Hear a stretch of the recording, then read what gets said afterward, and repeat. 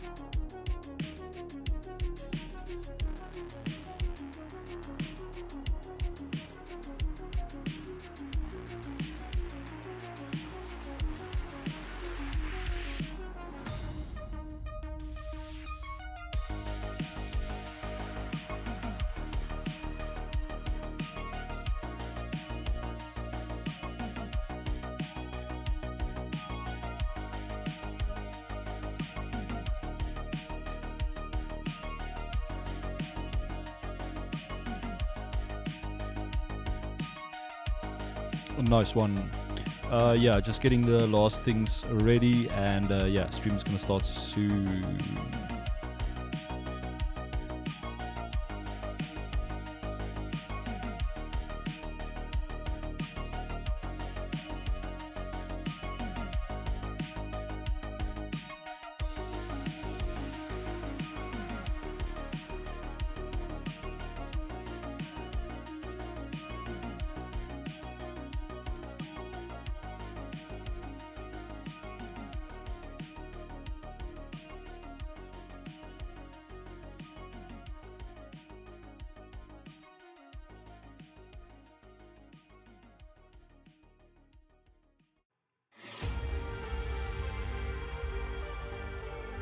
Hello everybody, welcome to my official or my first official stream on Twitch.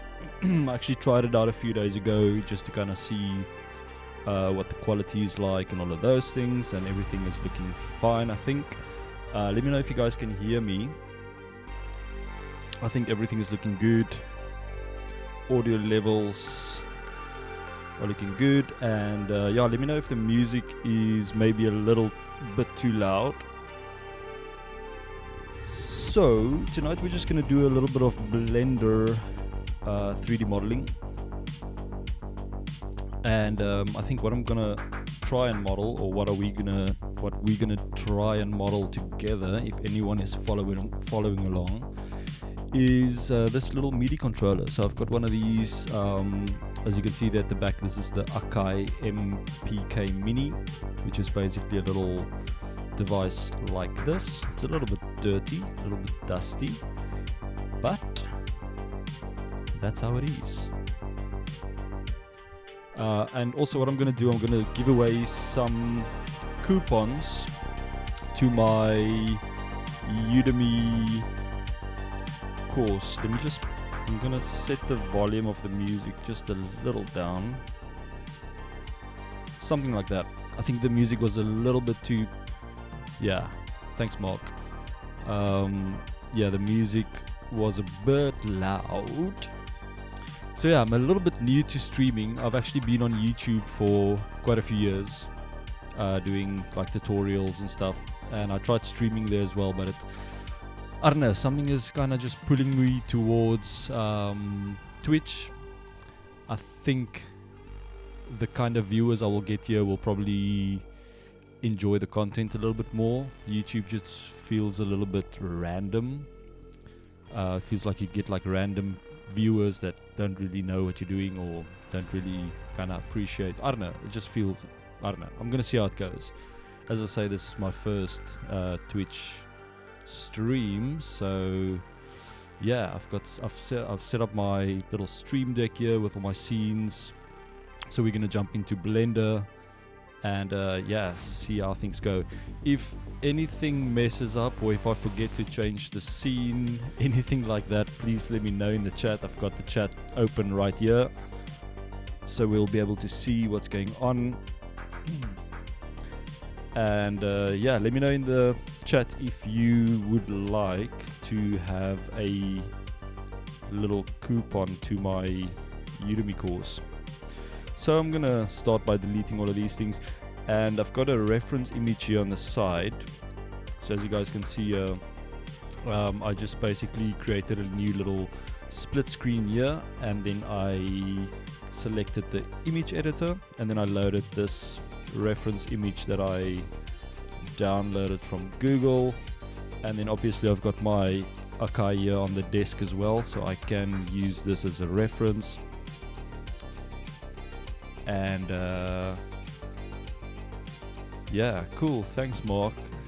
Yeah, I've been kind of trying to set up everything for a while now. I've even got like little GIFs and stuff, so I can do alerts, like if I have to do a little yay, I can do that, or I can do a little dance. Not really GIFs, more like, I think you call them stickers. I can do a little loading, which is always fun, or a thanks, or a thinking, or even fireworks. Fireworks is quite cool. Yeah, so I've got those ones, and also have some audio things set up, like let's play if I get a new visitor or a new viewer. Master, we have a visitor. Just little stuff like that, and maybe Ladies and gentlemen, welcome to my underground lair. Yeah, so we'll see how that goes. But I think I'm just going to focus on the scenes for now. Yeah, but I think let's get started. What I'm going to do, I'm also going to drag in this reference image just to my workspace or my viewport area, because I kind of just want to get the size right.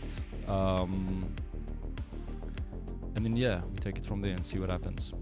So I'm just browsing to my reference image quickly. If you guys and girls can just give me a second. What's going on here? Okay, so that's working. Let's see. Projects, live stream, projects, reference. Okay, I'm just going to drag in the PNG file here. Let me just delete this cube as well. And then on this reference, press N, and then I'm just going to reset all the location and rotation settings. So we have it. Why is this not in the center? Selection to cursor. That's weird. It looks like the pivot is off center, so I'm just going to right click on this, and that's weird. I can't set the... Okay, I'm not really going to worry about that too much, because I kind of just want to get the size right of the main thing. So I think let's create a cube as always, and then I'm just going to scale this down, and then we're just going to look at this from the top like so. And then I just want to go into the settings of this image and make it in front, and then just set the opacity so I can see my cube. Okay, I'm probably overthinking this a bit, but you guys know how it goes. Alright, so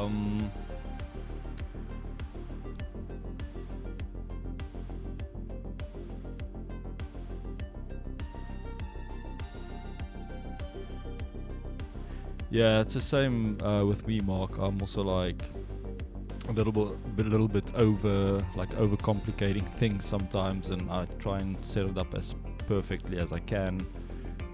But yeah, let's see what happens. So I'm just gonna try and kinda eyeball, or try and get this as not perfect, because this is not. I'm not gonna really focus on modeling this to scale. I just want to kind of get it kinda the same size, and then I think what I want to do is I want to just create a edge loop and kind of just place it there, and then we can always come back later if we are looking at some of the other measurements. Alright, so I'm gonna hide this empty and let's just save this project, because you never know. Cool, man, thanks. Yeah, are you also into 3D modeling or any 3D stuff, or not really? So I think what I'm gonna try and do here is let's start with, I'm also quite new at 3D modeling. I've been doing like a lot of visual effects stuff, like more compositing, more After Effects work, and I've done quite a bit of like 3D tracking with PF track and those type of things, but I kinda are now moving more into 3D modeling, and I'm now using Blender and doing my 3D tracking and everything inside of Blender, which is pretty amazing for free software, because I used to use something called PF track for that, and it's like super expensive software. And believe me or not, but Blender is actually faster than PF track, and it's actually more accurate as well when you do any tracking. So yeah, it's pretty nice. Okay, so I think let's just make this thing a little bit flatter. So I'm just gonna kind of move that down.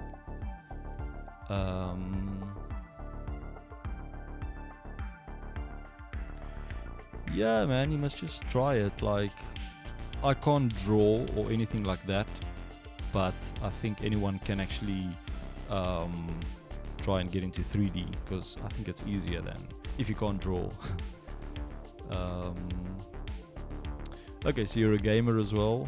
I play a few games. I used to be a bigger gamer back in the day. I kind of enjoy the older games, so yeah. Anywho, let's see what we're going to do here. So first of all, I want to get these little, the keys. Whoops. Left, right. Yeah, I'm going to leave the camera on that side.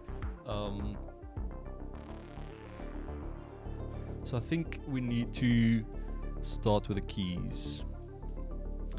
Now I can either extrude them from this geometry, or I can create kinda separate little cuts.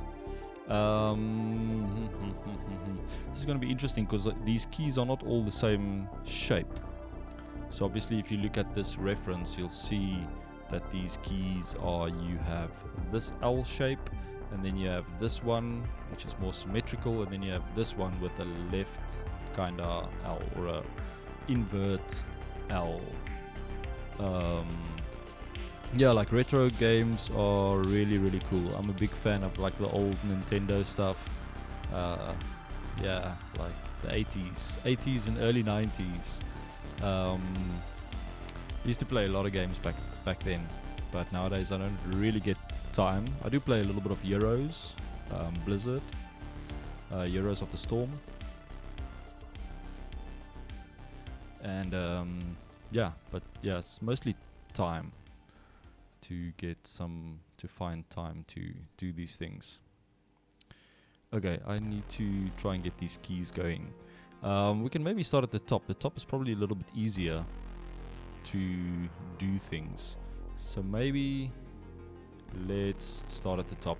Okay, so first of all, I'm going to set my pivot point here at the bottom. So I'm going to select that edge and Shift S cursor to select it, and then you right click on your object and you set your origin to 3D cursor. So now your pivot is basically right at the bottom, and now we can move this up so it's sitting exactly on that line, which I don't think it's doing right now. No, it's not. So let me just change this absolute grid snap, and now we should be on the grid. Yeah, that's looking good. Okay, so we're on the grid. That's a start. Okay, cool. So we've got this bottom section, this part where it will have all the keys, and then we've got the top part where it's going to have all these other knobs. So these 1, 2, 3, 4, these 8 little buttons here, they're like little drum pads that you can play drums with. So these ones, I don't know if you can see this, it's probably a little bit small, but yeah, you can kind of tap them, and they're actually working, so you can see the lights turning on. So they're basically little squares that's just coming out. So let's start adding some things here. So I'm gonna loop cut in the center, maybe a little bit off to the center. So yeah, like these knobs are kind of more, it's not perfectly in the center, so I'm just gonna kind of eyeball it again, or we can enable our reference image. Maybe that's a better thing to do, right?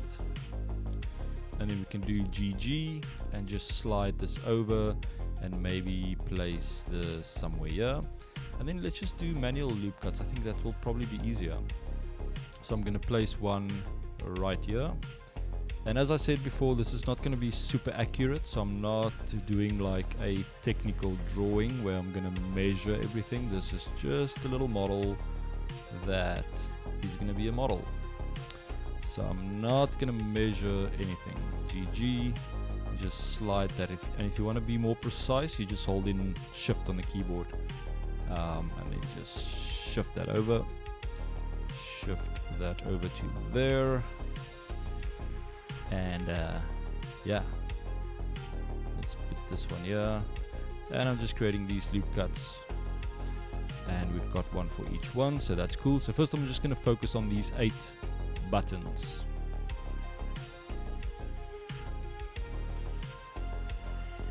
Okay, so we can hide our empty again, and let's remember to save. And now we've got these 8 faces that we can either extrude or we can separate them. So what I actually want to do, because if I look at these,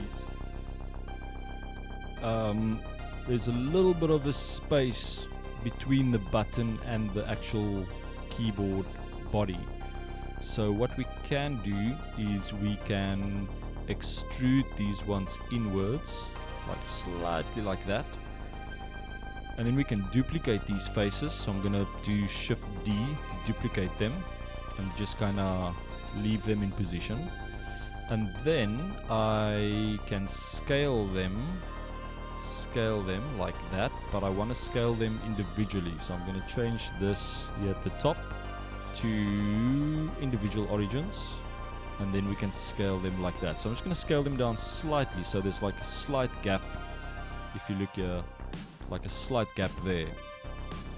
And then I'm going to separate them out of this model, so we have a separate model for this.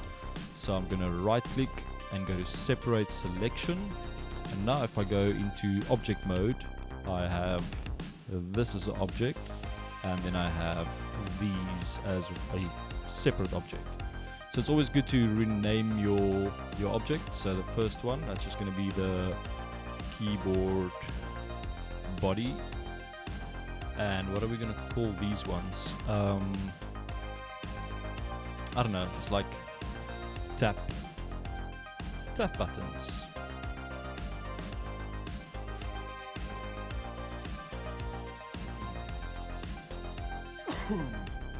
Okay, so we've got our buttons as a separate object, And now I just want to extrude them. So I'm going to go into edit mode, and I'm going to select them all, and I'm going to extrude them just like so, and kind of just holding shift and see, eyeball it a little bit like so. And then what we can do is we can probably bevel these already. So I'm going to add a very slight bevel. Okay, before I do that, let me just undo that. It's always very important to apply your scale. So anything that you scale in Blender or any 3D software really, you need to apply your scale so that things like insets, etc. will work like well. They won't like freak out. So we're going to go to transform or apply, and then you can do all transform, but I'm just going to do the scale because that's the only thing kind of that I changed and that I need to focus on. So now we can go into edit mode again, and with those faces selected, I'm going to try and do a bevel again, just a slight little bevel, and now we'll see the bevel actually looks better because it just what do you call it, like the edges are all the same thickness, something like that. Yeah, so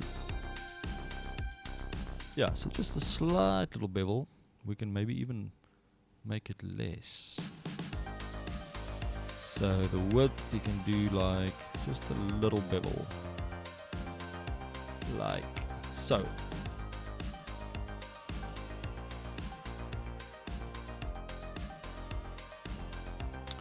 Okay, so we've got our little basic buttons right there. So maybe next we can create these buttons. Just very basic 6 little buttons that's here on the side. And I also want to do the texturing maybe later on. If I have time, I'll see if I can do the texturing on those 6 and add some emission, etc. Okay, so let's go back to the top view and let's enable our reference image again. And then I'm just going to go in here, do a quick save, and I'm going to start by adding some loop cuts. So let's do a loop cut right here, another one right here, one there. It's probably better to create one and then duplicate it, but yeah. Okay, now we need to create one.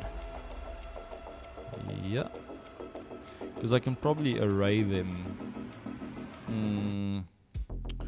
Maybe that's a better thing to do, just to create one of these and to array them. Yeah, let me undo this. So I'm gonna take this bottom one and I'm gonna create a loop cut for it, like so, and then like so, because we don't really want to create too much geometry when doing things like this. So we can use this face to extrude that one button and then just array it 1, 2, 3, 4, 5, 6. Alright, so these ones, same thing again, they've got a little bit of a space around these buttons. So let's just hide our empty again because that's making everything a little bit confusing. Okay, so now we can again extrude this down. Now the only problem here is this extrusion. I will have to redo that. Focus, where's my thinking? That's my thinking sticker. Or this one. So maybe let's not do the okay, maybe let's not do the extrusion, and I'm just gonna do an inset. So slight little inset like that, just like that, and then I'm gonna separate this face. So I'm gonna duplicate it first, right click, separate selection, And then we have this as a separate object basically. So now I'm just gonna call this small button, just small button for now. Alright, so now we can extrude this one. So I'm just gonna go into edit mode and I'm literally just gonna extrude it maybe like that, and let's add a slight bevel. I see that's messing up again, like the distance between this part and this part is not the same, so I think we need to apply the scale again. So on this small object that we created, have it selected, object apply scale, and now if you bevel this, yeah, you see, much better. So we have our little button. Let me just see, is this, yeah, it's flat. So now we can array this. So select this object, go to your modifiers, and then you click on add modifier array. And for this array we're gonna move up in the Y, so Y is 1 and X is 0, and then we just need to match it with our empty, with our reference. So if we check from the top, we can just increase this number, so we get something like that, and then we want 3 of those. And then we can create another array, and then we want to move these ones off to the right, which is the X, which is perfect. And we also just want 2, so now if I increase this number, we can match it on that side, like so. Alright, so let's switch that off again. And now if we, yeah, that's looking pretty good. So these ones are already all beveled, and it's only one object with these arrays. So I think I'm going to keep it like that for now. I'm just going to call the small buttons and maybe left. So I know it's the buttons on the left hand side. And then we obviously need to add these knobs and these buttons. So I think those buttons at the top, these ones, I think they are exactly the same size as the ones here on the side. I think so. So this light feels a little bit bright.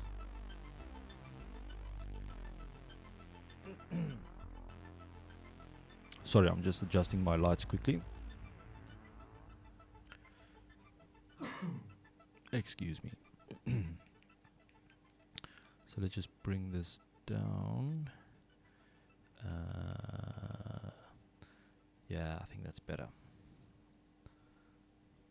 Let me just check one thing on the camera quickly, 1 second.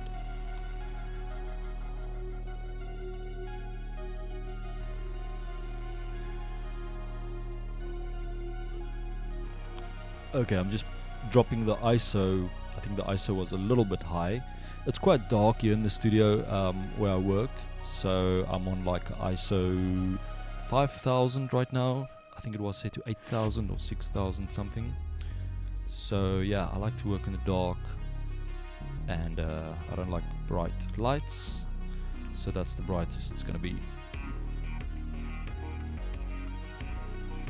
Okay, let's add more buttons.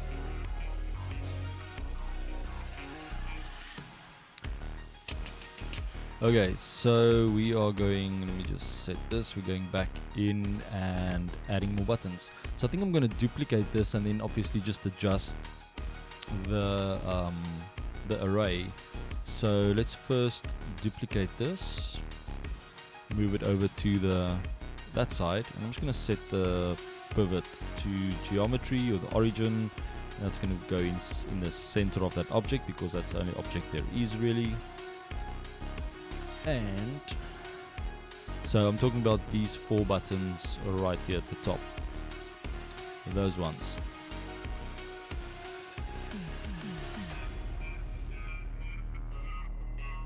Okay, so I'm going to delete the first array.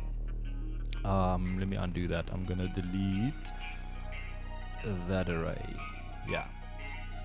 So now I can move this up into position, like so.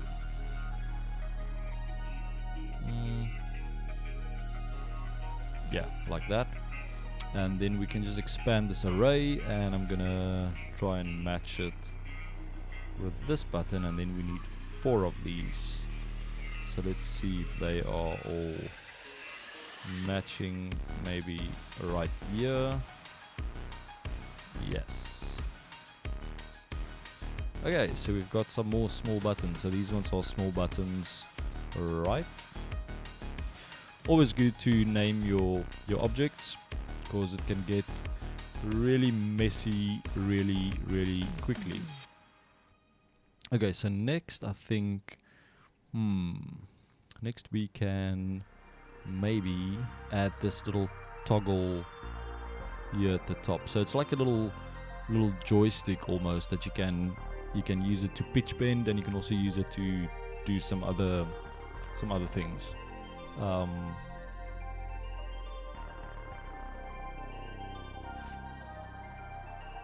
Yeah, so let's do that. So I'm going to enable the empty again, the reference, and I'm talking about that little knobby right here, that one. So it's got like a small or a thin little cylinder at the bottom, and then it goes up, and then it kind of gets bigger into this joystick that you can move around and kind of rotate. So I think let's just create this as a cylinder and then just see what happens. So it should be pretty straightforward. So I'm going to go into edit mode on this object, or on the body, and I'm just going to try and let's just set the 3D cursor to this face. So I'm pressing Shift S, and then I'm going to say cursor to selected. So your 3D cursor is right here now. And then I'm going to create a cylinder. Now unfortunately we can't see how thin that cylinder is underneath, but I can see it here. So I don't think you guys will be able to see on the camera, but it's quite a thin little thingy at the bottom. So I'm just going to go out of edit mode and create a cylinder and scale it down all the way. Let's just look at this from the top. And I'm just going to move it over, and then I'm going to scale it down so it's tiny. It's probably something like that. And then we can just scale this in the Z, like so. And it's not very tall. It's probably about, it just comes out a little bit. So I'm going to go into top view again, and then let's select this face. Let's go into side view. And then I'm going to just extrude it. So I'm going to extrude. It goes up. And then that goes bigger. So it's got a bit of a cone. And then it goes out and bigger. Maybe now we can have a look at the top. So that is the big one. So it goes out all the way to around here. That looks weird, but I think we can move this up a bit. So GZ, move it up, and then we can round it out at the top. So I'm just going to extrude that again, and like so, and then extrude again, scale that in, and maybe extrude one more time, scale that in. Yeah, I think that's like a little mushroom.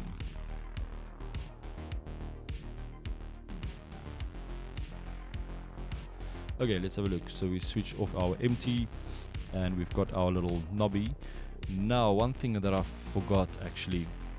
So it's got this indent on the body itself, and then the joystick kind of comes out of that. You can probably see it in this image, in this reference image. So if you look at this bigger circle, so that's the area that goes into the model, and then the little joystick comes out in the middle. I don't know if that makes any sense. By the way, if you guys and girls want a Udemy coupon, let me know in the chat, and I'll send you a coupon to my Learn Blender in 6 hours course, so you can grab it for free. Okay, so we need to do that part. So I think what I'm going to do, I'm going to use Boolean for this. I know it's not always the best thing to use, but I like it, so I'm going to use it. So I'm going to create a cylinder with a bevel underneath, so quite a big bevel, and I'm going to try and just see how that goes. So I'm going to hide this little thing. Wait, let me undo that, and I'm gonna set my 3D cursor to this thing, so I know I'm kind of working in the same space, if that makes sense. So cursor to selected, so my cursor is right there at the bottom. So now if I hide this, you'll see that's in the right place, and now I can create my cylinder that I'm going to use to cut out that piece. So all I want to do here is I want to bevel this. So I'm just going to apply the scale first, and then I'm going to select all of that, bevel that quite heavily, something like that, and that's going to be for the Boolean. So let me just use this. Yeah, that's good. And that's good. Okay. So let's see if this, whoops, what's happening here? Let me just see if this is going to work for a Boolean. So we've got this piece, and I'm going to move it down into that geometry, and I'm just going to move it in, so it's kind of just inside that section right there.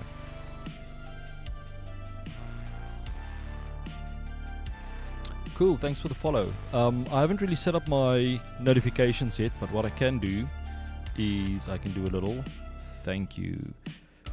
Molf TV, thank you very much. And I see Mark, you also followed me earlier. Thank you very much for that follow.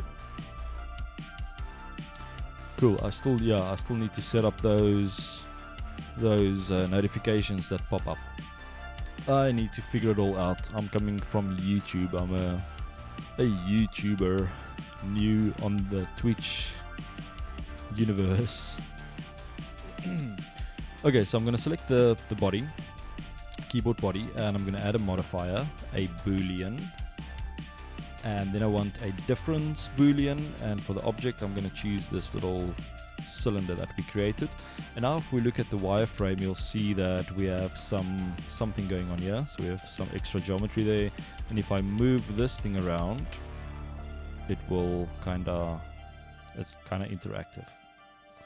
So if I hide this, you'll see there is the little thing we created, and I think it's okay. I kind of like this little edge. It doesn't really have that on the model, so maybe we should not do that. So I'm going to select this model, and I'm going to hide it, and I'm going to move it. I can't move it while it's hidden. No, I can't. Okay, so I'm just going to move it up, so GZ, and kind of just get it so that this little edge is not inside the other model. So I'm just going to move it down to around right here. Okay, so now if we hide this, we shouldn't see that little edge, and I am happy with that. And I'm going to apply this Boolean because I don't think we're going to make any changes there. Maybe I want to make a change actually. The bottom circle should be smaller. So I'm going to go into edit mode on this thing, select this face, and scale it down like that. And now if we hide it, yeah, that looks a little bit better, I think. So now we can apply the Boolean. Just go to your modifiers, apply Boolean, done. Righty then. So now we can delete this cylinder that we used for the Boolean, and we can unhide our little joystick, our mushroom joystick. So I think with this, I'm just gonna solo it. So if you want to solo something, select it and then Shift H, and then I'm just gonna move this down so it kind of goes into the model, And then if you want to unhide everything, just press Alt-H. And that's going to unhide everything, including our empty. We don't want that, or our reference. And I think that's the joystick. So let me just see if it's not too high up. I don't think so. I think it's good. Maybe, nah, I'm not gonna add maybe one loop cut here and then do a GZ just to kind of fatten that out a bit, and maybe one more and then GZ, so kind of to pull that down to make it a little bit more rounder, I think. And then we can maybe move this face up slightly, make a little round at the top. And then another thing, if we want to go like high detail, we can maybe add a edge loop around here and then move that down so we get that kind of that indent. Maybe we can bevel that out just to round it off slightly. So yeah, I think that looks a little better. Cool, so we've got our basic shape. How's everyone doing tonight? How's everyone's Monday going? And yeah, I just need to keep an eye on the activity feed so I can see if anyone follows me, so I can say thank you. Okay, so we've got that done. Let me just look at the reference again and let's decide what we're going to work on next. So we've got these two little, oh no, that's like a little screen. So I'm not really going to worry about that too much right now. So maybe we can do these 8 little turny knobs right here before we kind of move down to the keys, because I'm a little nervous about the keys, but I'm sure they're going to be fine. Because we'll probably start with the top smaller keys first, have them go out, and then we'll probably create one of these, probably this middle one, and then we can create these other 2 versions from that, and then we kind of replicate it across and see what happens.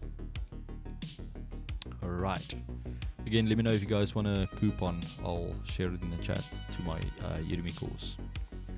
So I am going to create the first one of these knobbies. So the same with these knobbies, they on the keyboard body they've got like a little indent, so it goes in, and then the little cylinder comes out in the center of that.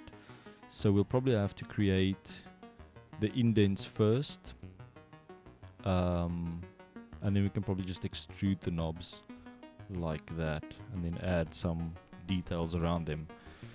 Yeah, so let's try that. So I'm first gonna hide this reference, we don't really need it now, and now I just want to kind of place a cylinder somewhere so we can create those indents. So with this face selected, I'm gonna do Shift S and place my 3D cursor so it's on that same level, and now I can create the cylinder.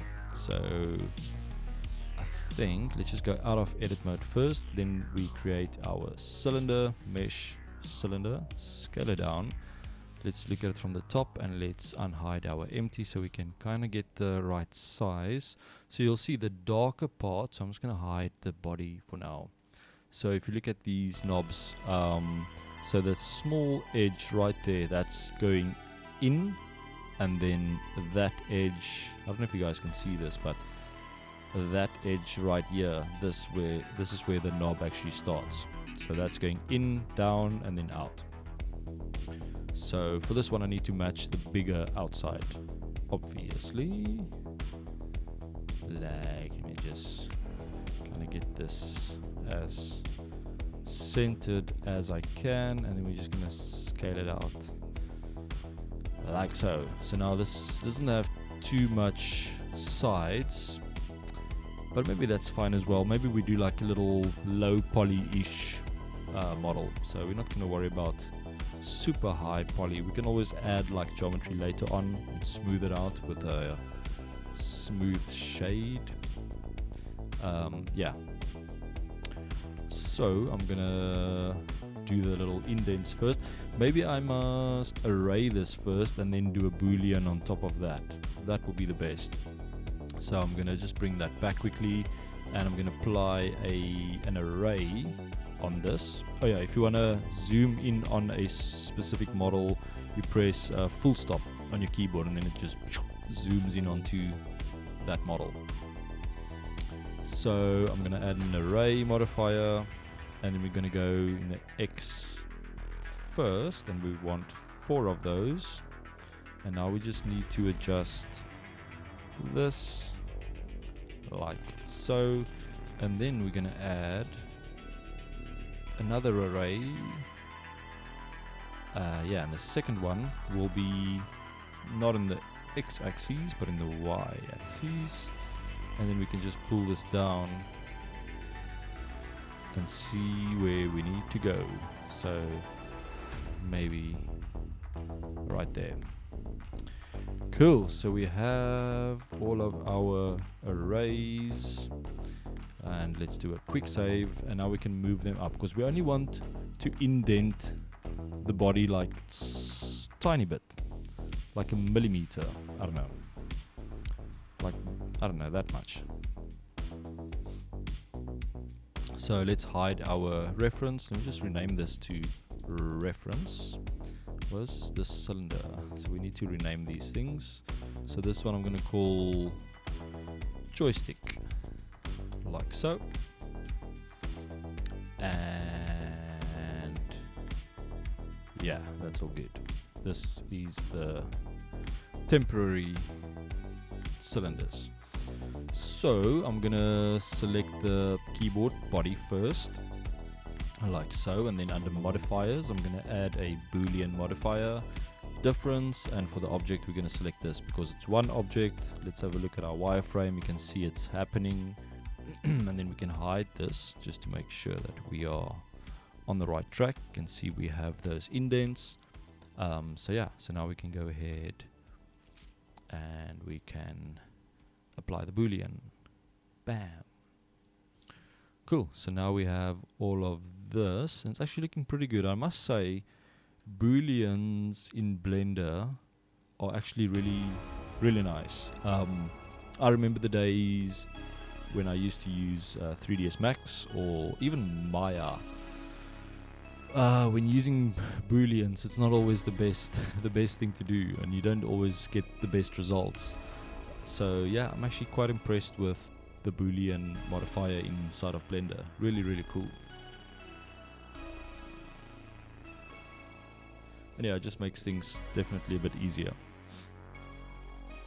So now let me just zoom this reference over to the other side. Yeah, so those are our little knobbies, and they've got some indents on the side that we can create, just like little grippy things, whatever you call them. But yeah, little grippy things. So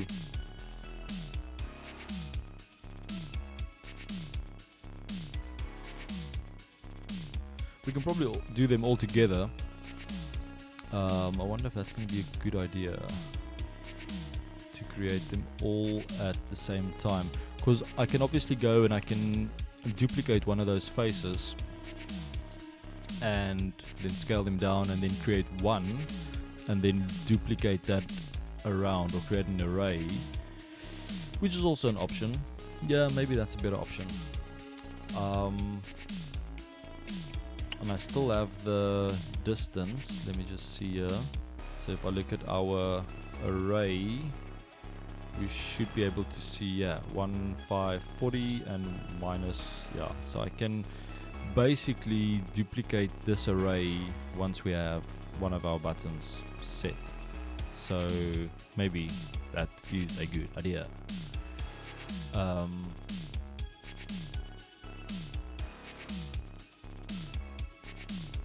Yeah, so I'm going to do it that way. So I'm going to duplicate this face, leave it in position, go out, and then, did I separate it? No, I didn't. So I need to right click, separate selection, and then I can go out of edit mode, and then we have this extra object like so. And now I can set my origin to that, and we can start working on this knob. So first of all, I'm gonna scale it down because we want that little gap between the outside and the inside. So I'm just gonna scale that maybe like so. And yeah, then I'm just gonna extrude that out. Go into edit mode first, and then extrude that upwards, and then we're going to scale that in. So it doesn't scale in too much, just a little. And now the tricky part, to add those little indents on the side. So they've got like little, yeah, it's just like little, the sides go in a bit more. So it shouldn't be too difficult to create that, I think. So what we can do, let's just apply our scale again. Make sure everything is cool. So what you can do in Blender is you can select this one face and then shift click on a different face, and then you can use shift control plus to continue that pattern all around. And I'm very glad that worked out, because sometimes it's a odd number or even odd number, and then it doesn't really work out that great. So now we can go and we can scale this on the on every axis except the Z, because we don't want to scale it like that. We want to scale it in the X and the Y. So to do that, you'll press S and then you'll do Shift Z to scale it like that. But currently it's set to individual origins, individual origins. So we're going to set this back to median point, which is the center. So we want to scale, but not in the X-axis. So Shift Z. Not in the Z-axis. So Shift Z. And that's also not working at all for me. So we'll probably have to just do a extrude. So I'm going to do instead of just doing a normal extrude, you want these to go in. So I'm first going to do an inset like so. So we get a little bit of extra geometry right there at the top.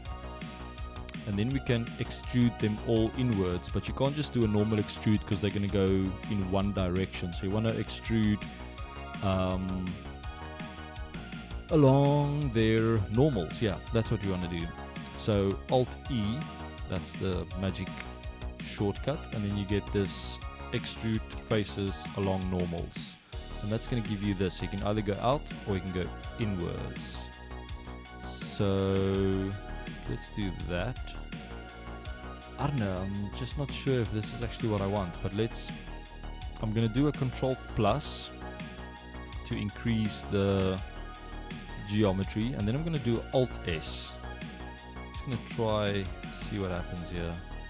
No, that's also not doing what I wanted to do.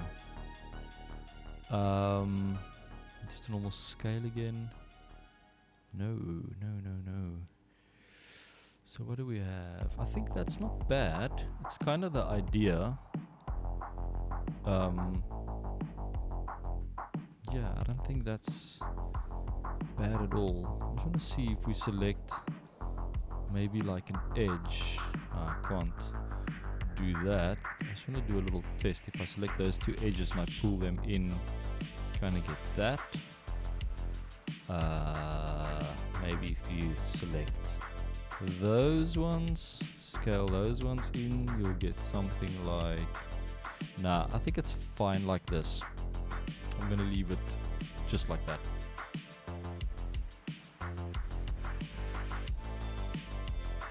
Okay, so we've got our one little knobby, so I'm gonna rename it to,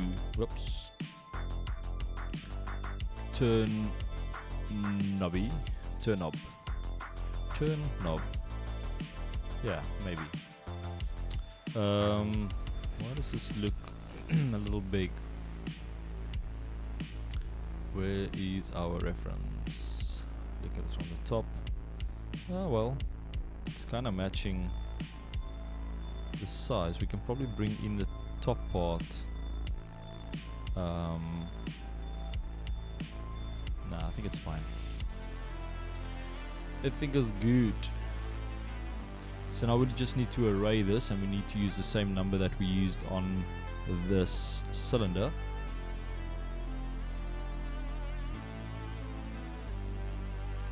So now you can copy these modifiers, but I'm not sure how to do that. Because you can do copy to selected. Okay, maybe let's just get these numbers. So the first one is going to be the x-axis, and that's going to be 1540. So I'm just going to copy that number and see if it works. So I'm going to hide that, and I'm going to add an array on this thing, and then we want to paste that number in right there, and then we need 4 of them. So that's working. So now I'm going to just get the other number. So this is the y number. So we're going to probably do a plus 144. So we're going to go back to this one, add a new array, and we're going to do 0, and then we're going to do a normal 1.44. Yeah, it's not matching. Yeah, okay, so that's not going to work because yeah, see there. So we'll have to eyeball this because the size of these knobs are slightly different than the cylinders that we created. So I wonder if we go into something like render view, because I need to see the shadows. Maybe let's just enable ambient occlusion and screen space reflections or bloom. We can switch on bloom later. Okay, so let's just get this right. So now I can maybe see this a bit better. So we can pull this over and try and center this. 158, 157, 1575. Yeah, that's looking good. And now just to get this up and down right with the y-axis, so that's going to be a little bit more, a little bit less, so also like 7.5, maybe just 7, maybe 7.2. Yeah, this is looking good. Okay, so we've got the basic knobs at the top. We've got our little turny knobs, and we don't have that screen yet, but I'm not too worried about that for now. We've got our pads, we've got the little joystick, we've got these buttons. Now for this bottom section that's scaring me a little bit, but let's see what we can do. I'm sure it's not going to be that bad. So first of all, I'm just going to create a loop cut. Oh, we have a loop cut. So we've got a loop cut there. And now I want to create one of these keys. Before I do that, because I want to add them, I want to do the extrude first, so we have that space where we're going to create the keys, and then we can take it from there. So I want to, let me just go into the reference, and I just want to increase the, what's happening here? I just want to increase the opacity so I can see things a little better. Okay, so we need to cut out that section. So I'm going to go into the body, and then I'm going to make a loop cut right about there, and we have a loop cut on that side, which is that one right here, and everything else will be inside of that. Yeah, so that's good. So now I can select all of these faces, faces, all of those faces, and I'm just gonna extrude them inwards. So literally just do a normal extrude, and we're gonna pull that down. And I am not happy with this front section here, because that is not a good thing. So let's see what we can do here. I can probably just I need to create a loop cut here at the bottom, maybe just a small little loop cut for the base. Yeah, and then I can delete. I don't know if this is going to work, but we always have undo. So I'm going to select all of these faces like so, and I'm going to delete them. Delete faces. Now we can just hide our reference, see what we have, and we can connect everything that we need to connect. So all of these faces in front I can delete. And now we can start to just kind of bridge these edges. So we've got our base, which is not there yet. I wonder if this is going to work. Probably if we do that and we connect that. See, we have a problem here in front because it's going to go behind it. So maybe before I do that, I need to just don't want to overthink this too much. So if we bring that down, see, we need more geometry here at the back. We need more vertices here at the back, because we need to connect this front vertice, that one, to the back, and we can't do that currently. We can't connect it to that one because we need two. So if you press N on the keyboard, you can select any of your vertices and it's going to give you the exact number where it is in Z space. So we can definitely do something manually. I just want to think what is the best way now to do it. I'll probably have to duplicate all of these and then move them up, and then we can kind of connect them manually. I'm sure there is an easier way to do this, but I don't know right now what that is, so I'm just going to do it this way. So okay, so I'm going to duplicate this. See, now I didn't copy that number. Damn. So okay, let's grab that Z number first. So that's the number we're looking for, the up and down. So we're going to copy that, make sure it's copied, and we're going to select all of these, all of these, all of these, all of these, all of those vertices, just to there.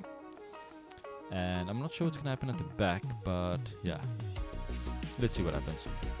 So I've got all of those vertices selected, so we have 12 selected, and I'm going to do a Shift D to duplicate them, and then Z, and then I'm just going to paste them anywhere, and then I'm going to go to the Z value here, paste that in, enter, and that's going to give us that exact height, as you can see right here. So now I can go and I can select that vertex right here, this vertex, and connect them by pressing F on the keyboard. And we can do the same with all of them. Actually, we don't really need to. We can connect, we can dissolve some of these, but maybe it's better if we do them all. So I'm just going to do those two as well, connect them. This one connect to that one, this one connect to that one. Where am I? This one connect to that one, this one to this one, and this one to this one, F, this one to this one, F, this one to this one, F, this one to this one, F to connect, and the last one, which will be that vertex and that vertex, connect. Cool, so now we can go and we can select that one and the top one, connect those, and then we can do this one to that one, connect, and we can do this one to that edge to this edge to this edge, this edge to this edge, this edge to this edge. I think I am doing this in a very complicated way right now, but it should work. Maybe just takes more time to get there. And in this last one, that edge will be connected, whoops, with that edge. And then we can select this edge and that edge, connect them together, and then we just need to close the back down. So that one and that one, bridge them. This one, what's happening here? Yeah, those two we can bridge, those two we can bridge, this one we can bridge, those two we can bridge, and those two we can bridge, those ones we can bridge, bridge, whoops, F, and this one, bridge them, and these two bridge them. Okay, so now we have that shape, which is probably what we want. So let me just see what's happening here. We don't have any issues on this side, and we don't have any issues on that side. Let's save. Righty then. Let me know in the chat if you want a coupon to my Blender Udemy course. I'm giving away free coupons to anyone who wants a free coupon. Okay, so those spaces are all good. Alright, I am happy. I think what we can do is we can probably dissolve some of these edges, because we don't really need these right now. X and dissolve edges. So now this is one big face, and that's good. So let's just do a save and apply scale.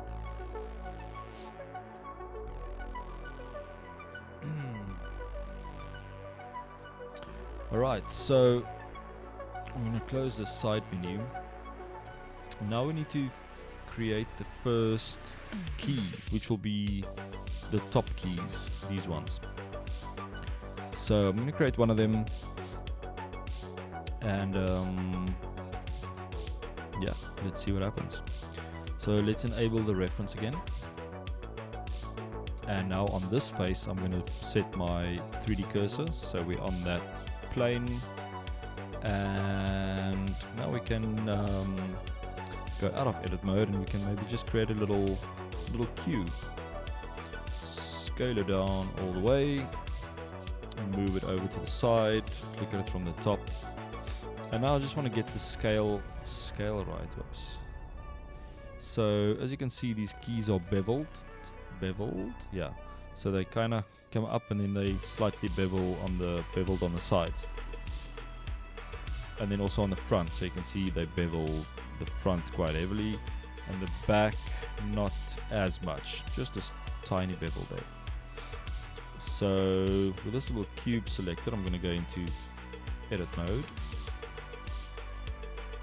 and then maybe let's switch on X-ray as well, so I can move the vertices together, and I can just move these ones in. So I'm going to move them just so it shouldn't go all the way to that edge, because this edge is actually that key, the edge of this key. So I just want to move this over so it's right next to it, and in this side same thing, just kind of right next to that edge, and then we can move this up, G, Y, and it also goes smaller towards the back, so I'm gonna scale this on the X-axis to kind of just move it into place like so. Now it feels a little bit off to me. I need to scale this on the X as well. X, and then I'm going to move this whole thing over. See, now the problem with this photo, this reference photo is obviously taken from the top, but it's not orthographically perfect. It's got perspective, so I'm gonna kind of need to guess a bit here. So I think these things need to move in closer, maybe like so, and then this can move in a tiny bit like that. Okay, so now we have our little cube, and I can just select this bottom face and just move it up, because we don't need it to be all the way that deep. So I'm just gonna GZ, and this can probably, yeah, it doesn't have to go all the way because we're not gonna see that. The other keys will kind of hide the bottom of this thing. But one thing that we need to check is we need to be the same height. It's almost the same height, so not exactly the same height, but it can come out at the top. So we can take that face, move it up, and maybe just sticking out slightly there at the top, like so. And then we can bevel this. So I actually just want to bevel this one edge. Let's see here. Okay, so we need to move this part down, so to about here, and then these two we need to move down as well to about here. So that should give us the basic shape of our top keys. So yeah, we can always add bevels later to kind of increase the smoothness of this. Maybe we can add a very, very slight bevel here at the back. So just do a little bevel there, like so. Okay. So let's hide our reference and kind of just look at this and just disable X-ray, because that will drive you insane. Okay, so I'm pretty happy with that.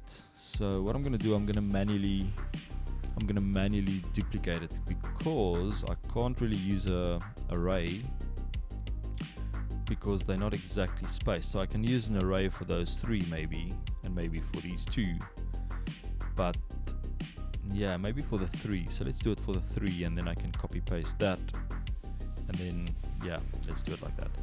So I'm happy with that key, so I'm gonna move it into position right here.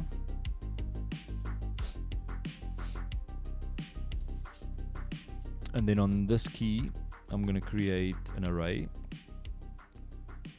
and we're gonna do X, and we want 3 of these, and I want to move them over to right about there. Let's save that. I'm just gonna call this top key, and then I can duplicate this whole thing, all these 3 notes. So I'm gonna do a Shift D and then an X, just to move them over like so. Hey Mark, welcome back from lunch. I'm still building. So this is basically what we have so far. If I just hide that reference, so we've got the knobs, we've got the tiny knobs at the top, we've got the little pad thingies, we've got the joystick, we've got those small buttons, and now we've started with the keys. So I'm doing the top black keys. Well, they're all black, but I'm doing these top keys first. Yeah, so let's see how that goes. So we're gonna view from the top again, and let's enable the reference.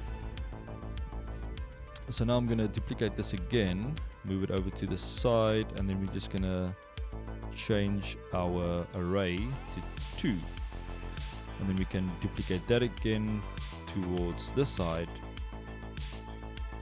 and yeah, now we should have all our black keys like that, or the small keys, and I think that's looking okay.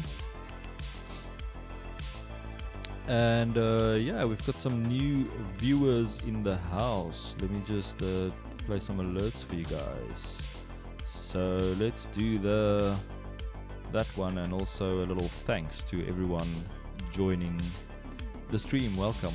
How's everyone doing? How's your Monday? And yeah, welcome. We are building some stuff in Blender. So what I'm doing is I'm busy modeling this little MIDI controller. I'm not sure if you can see there. And maybe if I do this chat, you'll see that better. So it's a little MIDI keyboard. And I've got a reference in Blender as well. So if we jump back into Blender, you will see that we have a reference here. And yeah, that's what we are building tonight. And if anyone is looking for a free coupon to my Udemy Blender course, I've got to learn Blender in 6 hours. Let me know in the chat and I will send you a free coupon code. So yeah, let me know if you're keen on learning Blender. So I think what we're going to do next is, obviously we need to work on these bottom keys, and they are freaking me out a bit, but I'm sure we will be okay. I just need to decide which one we're going to build first, and then we can obviously modify that one. So I think if we build the middle one first, this one, we should be safe, because then we can position that and see where the edge is, and then duplicate it, move it over to the left, and then modify it, and then duplicate it, move it over to the right. So if we have those three, then we should be able to duplicate them and kind of move them around and see what happens. So let's give that a try. So they're also very different shape to these ones, obviously. So we need to figure out what we're going to do. So I'm probably going to use a cube for them as well. So I'm going to put my 3D cursor still on this face, so that's good. So I'm going to go into top view. I'm going to enable the reference, and let me just see, did I stop the alerts? Yes. Hopefully I won't forget to change my scenes, but I can see it there, so it's good. So let's create a cube. So normal cube, scale it down, and then I'm going to move it over to the side, and then we just kind of need to see if we can create this basic shape. So we're going to enable X-ray again, go into edit mode, into vertex select, and I'm going to pull these ones down. So now I just want to see, what do we have? Yeah, I'm going to hide the keyboard body, so we're only focusing on this key. So these 2 points I'm going to grab and move down in the Y. So G and Y, kind of towards to there. And what am I doing? So I'm going to move that up like so. And then I'm going to move this one in. So we first kind of get that shape, and then we can always extrude at the bottom. So I'm going to move that in as well. Oh, and by the way, I share all these models in the Discord server. So if you peeps are interested, I'm going to paste the Discord invitation into the chat right now. And yeah, you can come and join and see what's happening there. So I share all the models, all the blend files there, and you can come and download them and play around with them. Okay, so we've got this basic shape.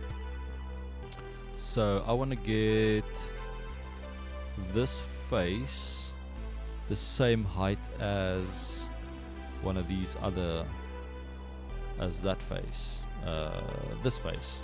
So I know you can snap and do all that, but I usually like to just bring up this little menu on the side with using the N key, and then you can see the Z value, that value right there.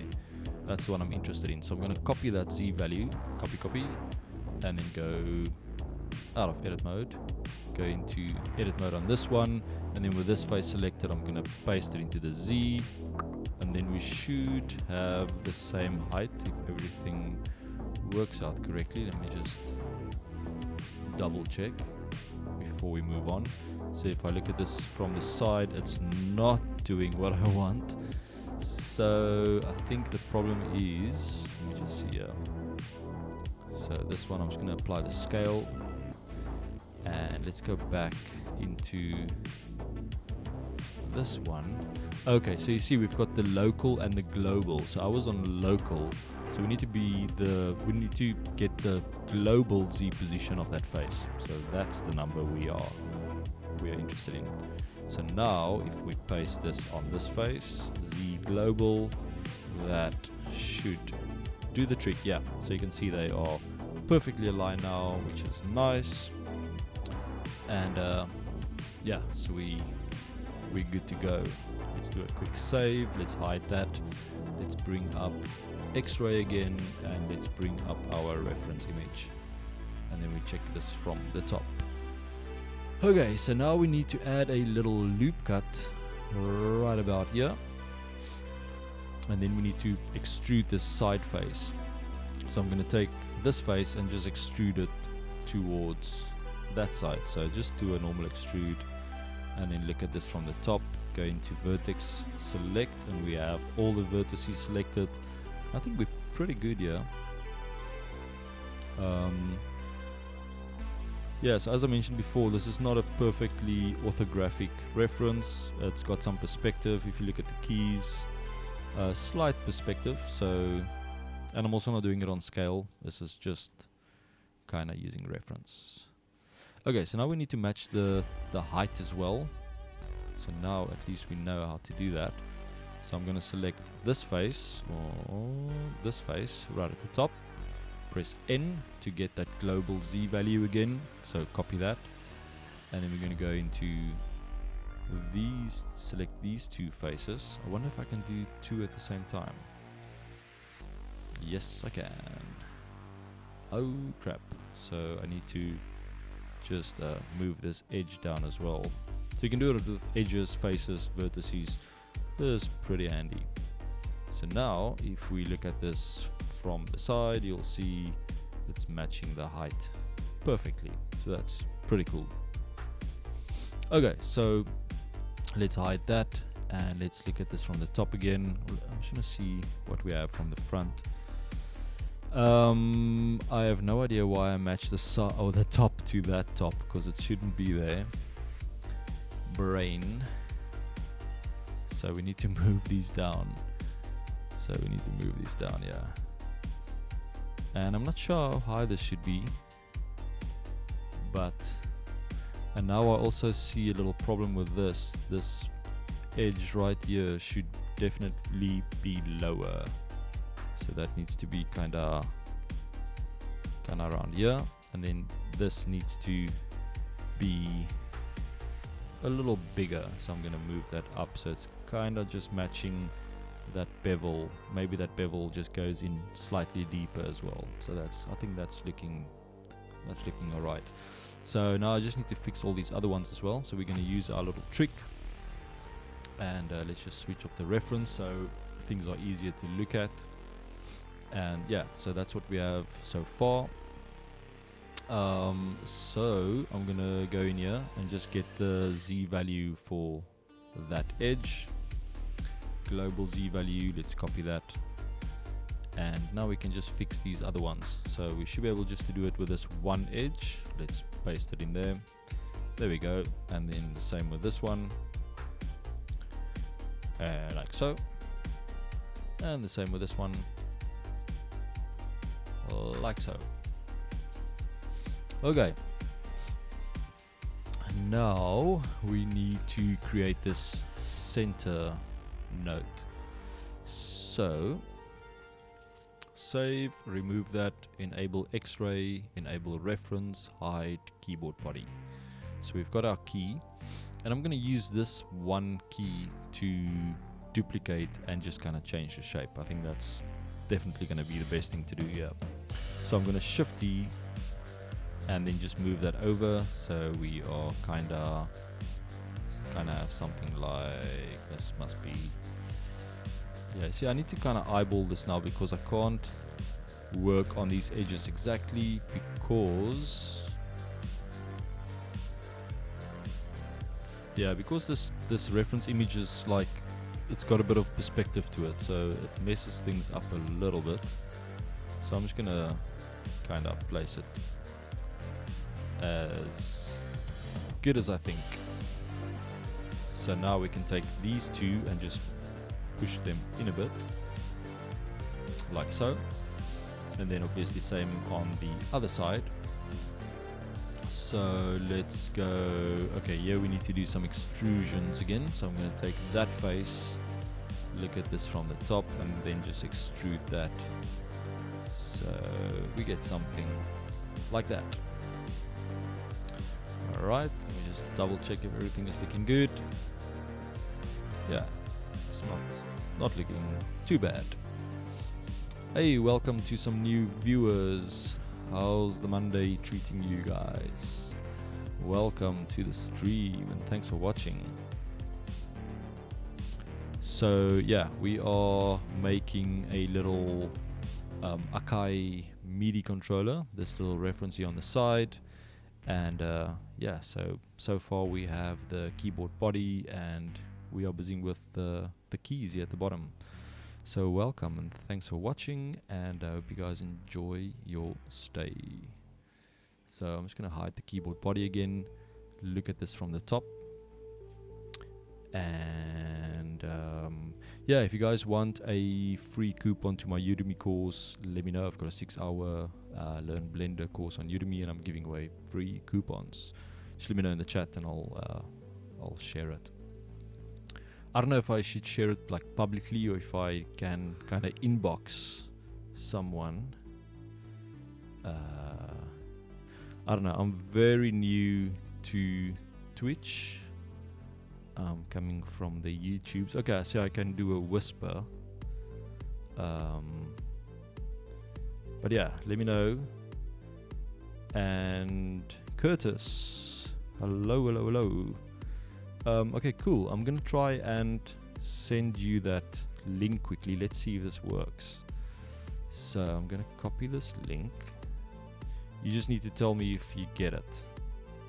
Okay, so I'm gonna copy it and I'm gonna click on your name and I'm gonna go, should I do a whisper? I'm not sure how this works. Whisper, and then I'm gonna paste it in there, send it. Okay, Curtis, I've whispered you the code. Let me know if you get it. Yeah, as I say, I'm a little bit new to the Twitch side of things, but hopefully you get it and you can check it out. Right, so we need to carry on with some of these keys. I think luckily there's only 3 different variations. So once we've created the last one, we should be good to go. So I'm going to enable the reference again and let's just do a quick save. And I'm going to take this one and just move it over. So I'm going to duplicate it first with Shift D and then move it over on the X axis. So you just press X and then you move. And then I'm just going to eyeball this again, kinda, yeah. Okay. And then I need to take this face and extrude it so we can get it all the way out to about here.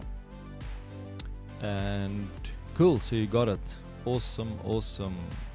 Enjoy the course, Curtis. Yeah, I hope you like it. So it's like a beginning course, but it goes through quite a bit of stuff. I even go into a bit of like physics and even rigging, like very basic rigging, and like modeling and texturing and UV unwrapping and all of those fun things. Have you actually used Blender before, or are you kind of very new to Blender?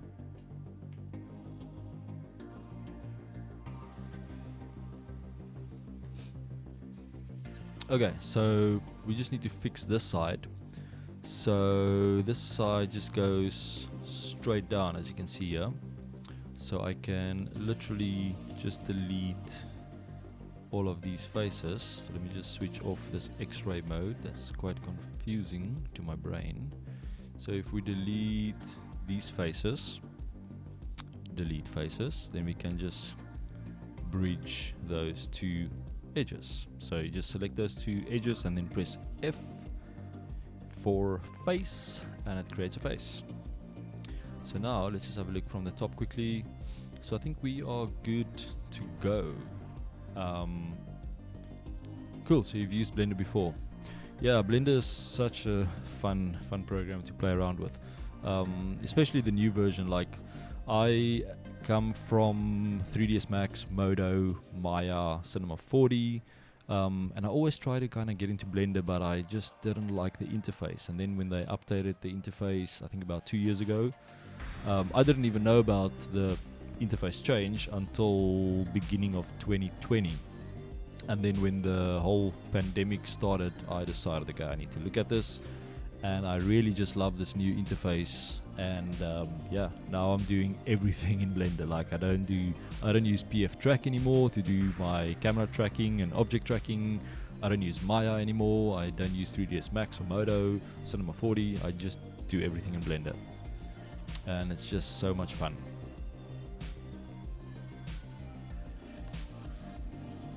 So yeah, you also see there's a Discord link in the chat that I pasted there if you want to check it out. I share all the blend files I do on here. I share in the Discord, and you can download it and play around with it. And we'll probably have like little contests and stuff. I don't know. We'll see what happens. This is my first official stream. So yeah, let's see how things go. So I'm going to start duplicating this and just kind of moving it around. And I think we might need some more variations, because if you look here, these 2 are actually different. So this one will fit on top of this note, but it's not going to fit onto this one because it's slightly different. So let me just quickly adjust this one. We can probably flip it around. Is that going to work? Let's try. So first of all, we need to set our pivot to the center, because currently it's set at a very weird position. So I'm going to right click, set origin to geometry. And now if we rotate in the Y and we do a 180, so I'm just doing like RY, typing 180, enter. It should keep the same height because of our pivot. That's perfectly centered. And now it should match. So yeah, as you can see, so these 2 keys are slightly different.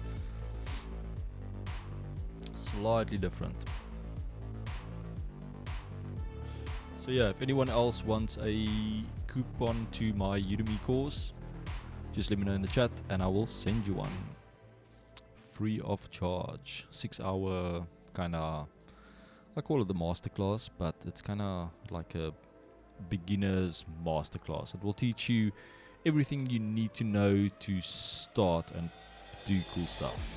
And then obviously from there you need to practice. Yeah. So I'm going to duplicate that key, just kind of slide it over and just eyeballing. This is probably going to look strange because it's not going to be exactly in the right positions, but as I say, it's a bit tricky because this reference image is not perfectly like orthographic. It's actually, I think it's a photo that they took in a studio from the top.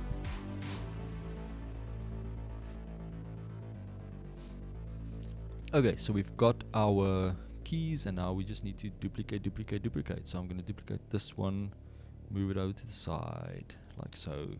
And then we need to duplicate this one over to the side, like so. And then we have this one. I'm sure I can do some kind of array to get this perfectly spaced out, but math and all those things. So I'm gonna, what's happening here? Is that just the, that looks a bit weird. Oh, you see, needs to be a gap here. So it's going to be interesting because I need to look at the top notes to kind of get the spacing even between those 2 notes. Because I know the top ones are actually perfect because I used arrays. I used an array on this one, like 3 and then 2 and then 3. So I think if I just match the spacing at the top a bit better, things will kind of look okay. But like that now again, so okay, I think let's just do everything and then see what we need to move around and what we need to change. This one we can definitely slide over this way. If you hold in shift, you get like a more precise control. So I'm doing this one as well. Yeah, where are you guys from? I'm from South Africa, if you were wondering, because of the accent. So I'm from South Africa. Let me know where you guys from. So this one we can duplicate, slot it in here, and this one we can duplicate, slot it in next to this one. See, that one looks a bit weird. Looks like we need more geometry here or something. Yeah, you see, this is now perspective again, because on the one side the gaps are different. Like if you look at these two gaps, I don't know if I can hide. No, I can't hide everything. But yeah, I don't know. This is not perfect. Let's do this one. So I'm gonna move this one over and kind of space it in between those two top notes, and then we need another one of these. So I'm just gonna slot them in right here. Oh, and then there's one note, just a straight flat note right here. So let's take this one. Let me just see. So that's fine. Why does this one look so weird? So I'm gonna move this one in. Yeah, you see, so this last note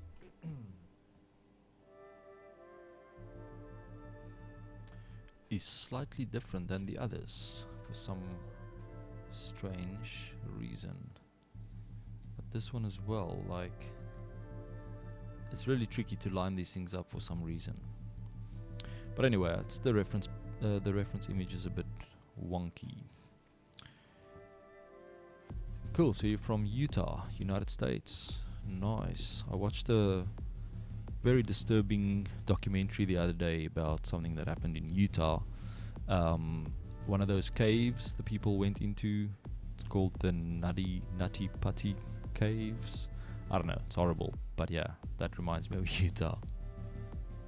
But it was like very unsettling and disturbing documentary.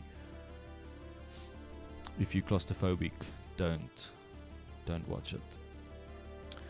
Okay, so now we need to fix this. So I'm just gonna take this face and kind of just expand my selection by pressing Ctrl Plus, and I'm gonna hide or delete this. Actually, delete all those faces, and I'm gonna delete.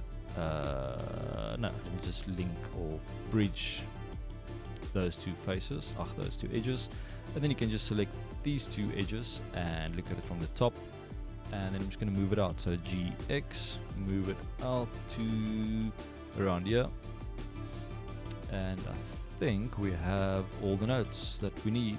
That one is kind of weird because it's got that loop cut in the center. So I think let's hide our reference and see what we have. So if we unhide our keyboard body, okay, so that's basically what we have so far. It's not too bad. Obviously we can see the spacing between some of the notes are a little bit weird, but I'm kind of happy with what we have so far.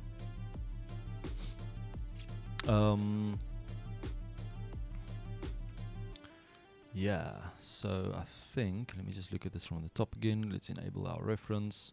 Let's see what else we can do. We can probably start beveling some of these keys. I should have done that before I duplicated them all, but I think it should be fine if we select, let me just see, if we select these two faces and bevel that,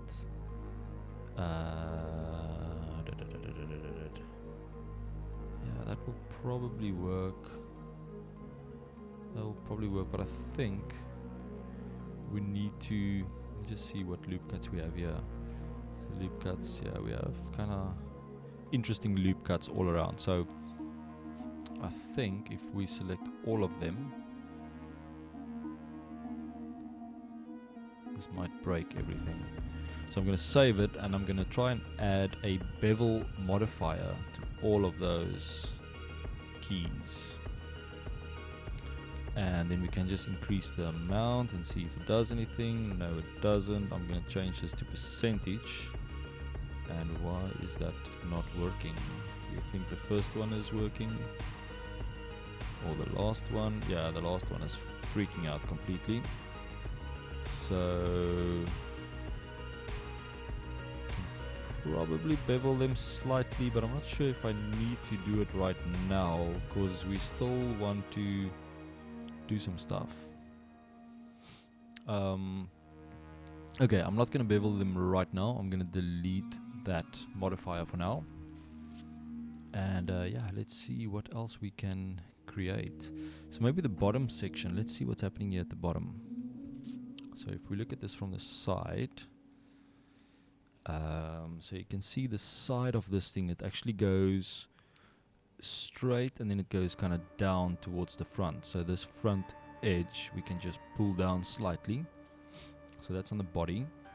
So I'm going to select that edge right here and also the edge on this side. And then I'm just going to move them down. So G, Z, pull them down, kind of just underneath the note, just to have that sticking out on the side. We have the front. We can probably pull this out a bit more. So I'm going to take these two faces, those two, this middle face, and then all the way to this side. So you press Control click, and then it's going to select everything in that path. And then I'm going to select this face, and I'm going to just pull them out in the Y slightly. So GY, like so. And then I want to make the base thicker, so everything underneath.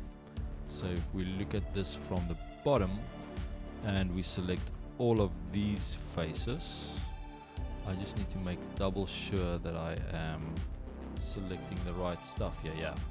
And then we can just GZ to just kind of pull this down just a bit, just like that. Let's see what's underneath.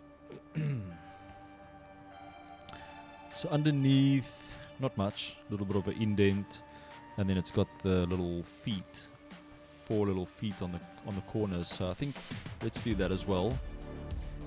Curtis, I've gone through the Nutty Putty Cave system a long time ago, back before they sealed it up. Wow, dude, that's insane. Like, how was it? I'm sure it was crazy, because I watched the documentary and then I watched some YouTube videos about it as well, and it just freaked me out, because yeah, that small part we have to go through the birth canal or something. That's insane. Like, I don't know why anyone will try and go through there. I will pass out. But I'm sure some people see it as fun. I'm sure you can see it as fun. Okay, so let's take our 3D cursor, put it on this bottom plane, and then I'm just going to add a little feet on the sides. So I'm going to create what are we going to create here? So I'm going to create a cylinder.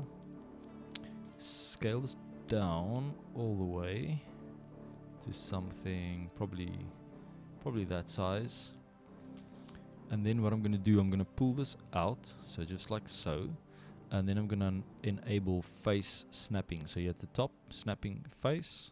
And then you can just do a GZ, holding Control, and it's going to snap to that face. So now if you look at this from the side, you'll see it's perfectly aligned with that face. Alright, so now we can look at this from the bottom again. And I'm kind of just going to eyeball this again. So let's put it right there. And I'm going to add a array, move it out all the way to around here, and then I'm gonna also add another array, so array like that, whoops, and I shouldn't tick that, and then I can do a On the X, 0, and the Y I'm gonna do a little more, like so. Okay, yeah, that's pretty cool. And then we need to just adjust the height. This is way too high, obviously. So if you want to zoom in, press full stop, and that's just gonna zoom into that one object.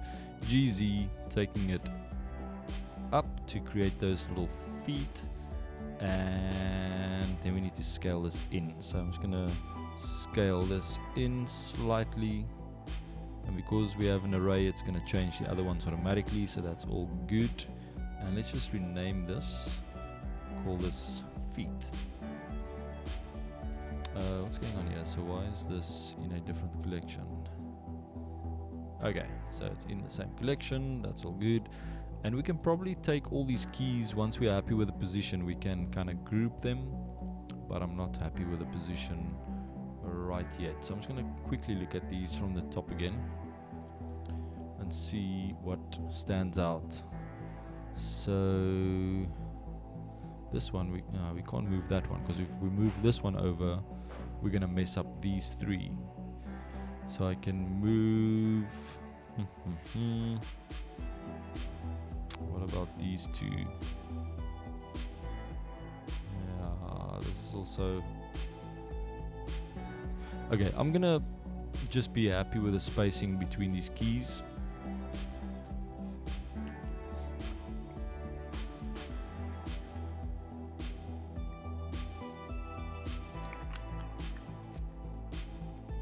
Okay, so maybe we should add some textures and just kind of see how it looks like. What do you guys think? So what I want to do maybe... So let's go to chat quickly. I want to show you guys. So these little paddy thingies on the top. So if you press them, they glow red, like underneath. Okay. So maybe we should just add some little lights and a basic texture. Luckily, like, everything is black, so obviously it's got like a bit of a different texture on the keys. Like, this is more shiny, this is more matte, this is more matte, this is also a little bit matte, and then the knobbies are a bit shiny. So let's go back to Blender, and then we just create some basic materials. So first of all, let's do the body, which is this part. And we're going to go to material. Let's go to our shading view, and let's just zoom in here, and let's create a new material. These are going to be very, very basic materials. So I'm going to add the first one. I'm going to call it black, and then matte, M-A-T-T-E. I think that's the right way to say it. And alright, so we're going to change the base color to just normal black, like so. And then it should be less kind of shiny, so I'm going to increase the roughness to almost all the way. And maybe let's add like a very, very, very slight noise bump map maybe. Yeah, so I'm going to keep it simple. So we're going to add a noise texture, and we are going to, now I just need to focus and think. So if I think we add a bump node, and then you take your color information into height, and then the normal into normal. And now, yeah, so now you get that ugly thing. And then you scale it down, so you get like very tiny little bumpies like that. I know the side is not looking amazing, but we're gonna pull this down way much. So I'm gonna take what are we gonna do here? So I'm gonna add a color ramp in here, so we can kind of just adjust the strength of this. So if you push this let's see if we do it this way. This is doing some weird stuff. Let's just change this to 2D, and that's even worse. Maybe I don't have the right thing here. Maybe yeah, noise should be good, because I just want tiny noise, like 500. And then, okay, maybe we need to rather, let's just pull this back this way again so we get that tiny details. And then we can just pull the strength back. So that's 0, and then we just increase this slightly. Or we can do strength and then change the distance. What will that look like? So if we change the distance to like 0.01, that's no, that's too much. 0.005, 0.002. Yeah, that's good. But now it doesn't look black anymore. What's happening here? So we're not changing the color there. So I think this is just a specular that we can bring down. And that's going to be a little closer to black, but I want to bring in a different HDRI actually. So I'm going to go to render view and then go to my world settings, and then we're going to load a little environment texture. So I'm just going to browse to a HDRI quickly, and let's add like an interesting little workshop. So this is like the one I'm using now, which is just like a very dirty, dusty workshop like that. So I think this black feels a little better. Subsurface, we don't have to worry about that. Roughness I'm gonna just make 1. Specular, you can obviously make this even a little less. Okay, I think that's fine. That's basic material stuff. So let's just move this into place here. And now I want to create one for the shiny keys, the ones at the bottom. So let me just see what's happening here. Okay, we're still good. Everyone's still awake. How's everyone doing? If you haven't heard, I'm giving away free coupons to my Udemy course, Learn Blender in 6 hours. If you want one, shout in the comments and I'll send you one. Okay, so we're gonna select this key, and I'm gonna add a material for it, and I'm gonna call this one black shiny, black shiny, and I'm gonna make it black, like so, and then it's probably perfect just like this, but I'm gonna bring the roughness down even more. Specular, yeah, that should be fine. So we're not really gonna see too much because it's just gonna be black and we are reflecting. So if we put this all the way down, maybe that's better, but geez, it's like a mirror. So maybe like 0.2. Now it looks grey, but it's obviously because there's a light right above us, because that's going to happen. So if you look at it from this side, that's probably looking more nice. I don't know. So I am going to take this black shiny material and kind of just apply it to all of these. Okay, now I need to remember there is a way to, you select everything and then you select, I think, the one that's got the material last, and then you right click, no, you go to object, go to make links, and then materials. There we go. So now if you select any of these other keys, they will have that black shiny material. So now we need to create another one that's just going to be black matte like this one, but it's going to be without this noise texture that we added, because if you zoom in here all the way, you'll see, I don't know if you'll be able to see this on stream, but it's got like a very slight little bump. So I think let's create that, because we can probably add that to most of our or what we can do first, we can maybe just no, let's create that material first, and we can do everything using those materials, because I don't think we need, like, I'm not going to add the text on right now, maybe later, but yeah, just default materials for now. So I'm going to select one of these keys, and what I'm going to do is I'm just going to create a new material and call it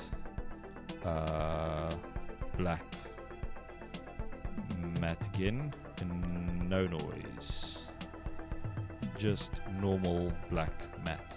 So I'm going to bring down the color to black, and I'm going to bring down the, just zoom in here, I'm going to bring down the specular so we don't have any or a little bit of specular, just like that.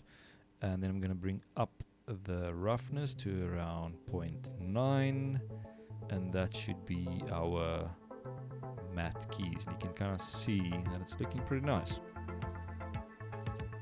Okay, so those two are obviously working together, so we're going to select this one, shift, and then this one last, object, make links, and then materials. There we go. Let's save. Okay, so we're going to add that same material. I actually want to rename this one material of the body to matte noise, and then I want to rename this one to just matte. I think that makes more sense. Okay, so now we can add that shiny material to this one. So I'm just going to click on this drop down and add the black shiny to that.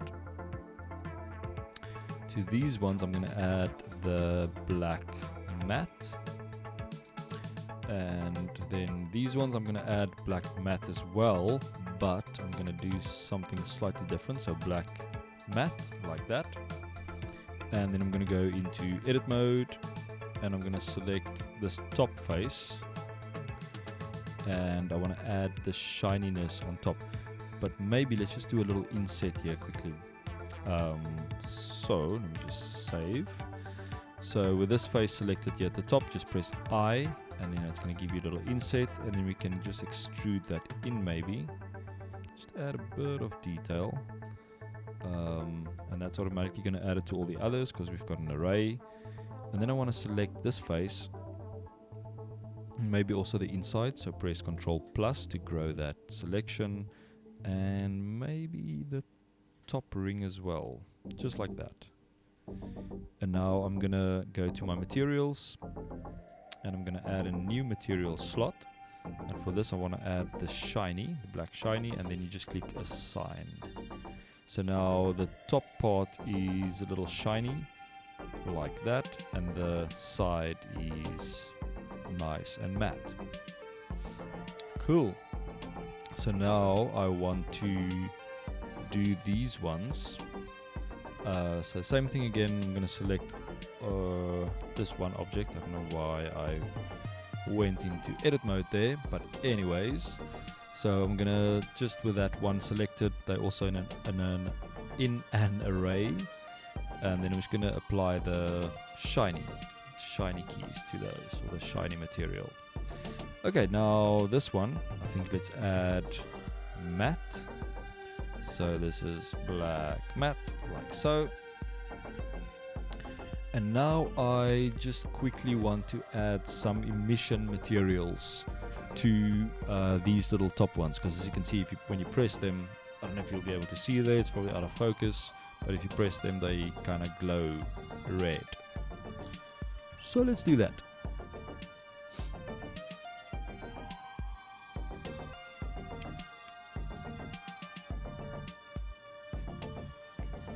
Okay, so it's just at the bottom of those ones, so let's go into edit mode. This is still arrayed. How many arrays do we have here? Is it just one? Oh no, this is all one object because we applied the array. Okay, that's alright, that's alright. Not a train smash. I'm gonna just change the music up here slightly. Let's do some more. Yeah. So music, I'm using Stream Beats Originals. I'm sure a lot of people are using that, but yeah, it's pretty nice. And this is the album called Demon. Pretty cool stuff. Okay, so with these ones, I just want to isolate them. So with them selected, press Shift H, and we've got them isolated. And then whoops, what did I do now? Okay, that's fine. That's just our reference. So let's just Shift H to isolate those. And then I want to go into edit mode on all of them because it's basically one object. And now I want to add a loop cut through all of them. And unfortunately, I'm just going to do it one by one. I quite like the song. This is obviously the instrumental version, but pretty cool. Okay, another one there, another one there. Alright, so now we have that, and now I'm going to create this red emission material and then just apply it to the underside of these buttons.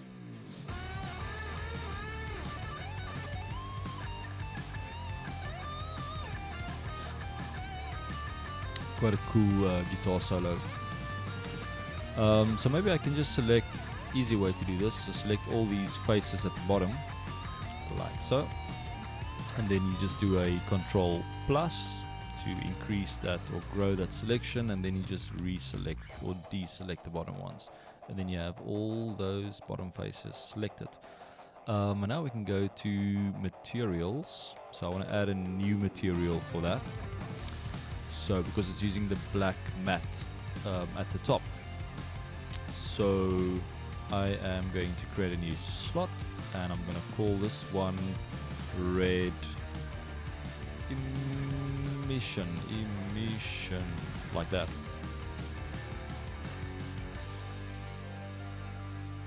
Okay, so let's give it a color. Well, so I'm going to delete the default shader. So this principled BSDF you can just delete, pressing X. And then we're going to create a new shader, and we're just going to do a normal emission shader. Connect that to surface, give it a red color. And what's red? Red. It's kind of somewhere here. I don't like this song too much. Let's skip it. And then I'm going to increase the strength to 50. And then we obviously want to enable bloom. And then we didn't apply that, No, we didn't. So I need to go into materials again. And with those faces selected, click on assign. There we go. Got some nice emission. And let's unhide everything. And then let's just hide the reference. And let's see what we have. Save. Yeah, that's looking pretty cool. So we can't see, okay, we can't see the front. So obviously this is rendered with Eevee. So Eevee is a kind of real-time renderer, and it's not using, it's not a, what do you call it, like a photorealistic renderer. It's more like a game renderer. But it gives some nice results. Not bad. Okay, these things I can probably delete. Yeah. Those are like stuff we used to create the indents or for the booleans. Okay, I'm pretty happy with what we have so far. So if we look at the wireframe, that's our wireframe. Let's just do a select all. So wireframe is looking not too bad. And that's our solid view look. And this is our texture look. So let's see what else we can add.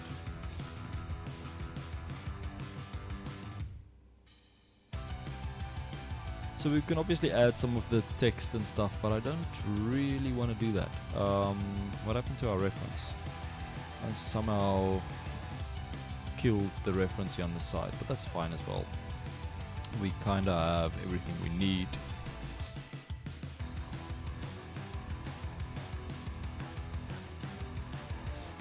And yeah, I'm also not going to add the little lights on the buttons because I need the text for that.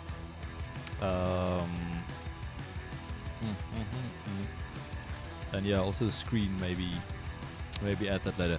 I think I'm going to save it here. So this is basically our model. I don't think it's looking too crappy. And let's just hide this background, and then we can do a quick render and see what we have. So to hide the background HDRI, you go to your render settings, and then you go down to film, and then just click transparent, and that's going to hide that. And then we just need a camera, so I'm going to create a new camera.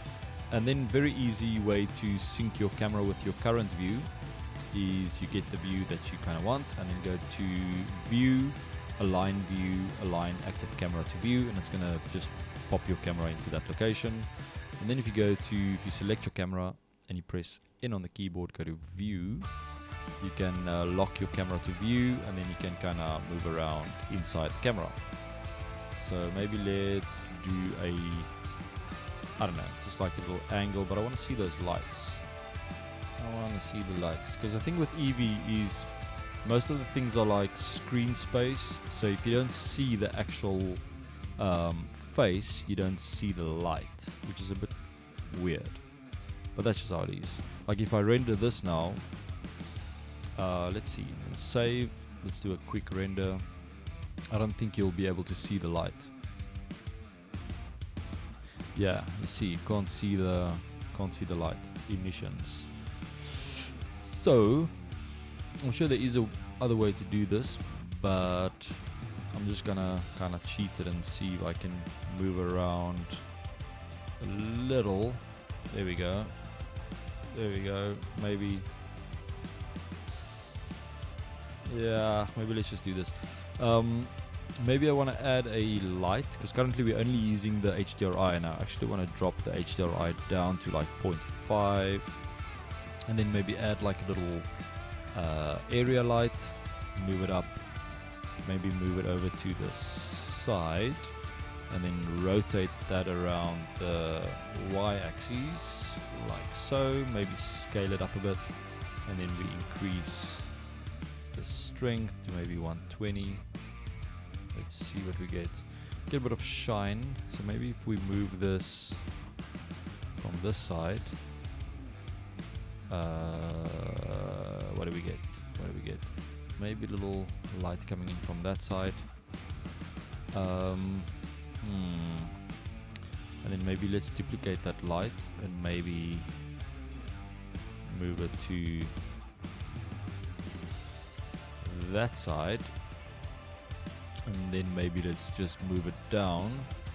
So maybe GZ, point it right there. Go into camera. Let's see what we have.